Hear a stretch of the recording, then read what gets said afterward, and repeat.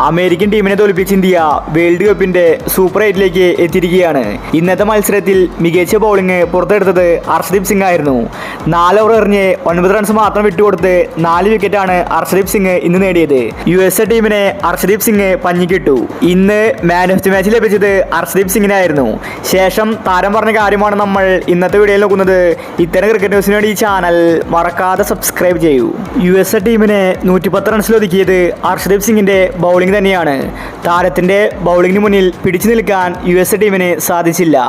ഇന്ന് man of the match വാങ്ങി അർഷദീപ് സിംഗ് പറഞ്ഞത് ഇങ്ങനെയായിരുന്നു: ഇതുപോലത്തെ മികച്ച ബൗളിംഗ് കാഴ്ചവെക്കാൻ സാധിച്ചതിൽ സന്തോഷമുണ്ട്.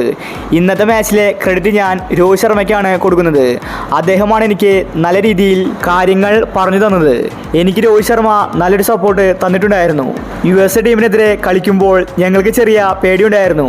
കാരണം ഈ വേൾഡ് കപ്പിൽ അവർ നല്ല കളി കാഴ്ചവെച്ചിട്ടുണ്ട്. കഴിഞ്ഞ 2 മാച്ചും അവർ ജയിച്ചിരിക്കുകയാണ്. പോരാത്തതിന് പാകിസ്ഥാനെതിരെയും അവർ കളി ജയിച്ചിട്ടുണ്ട്.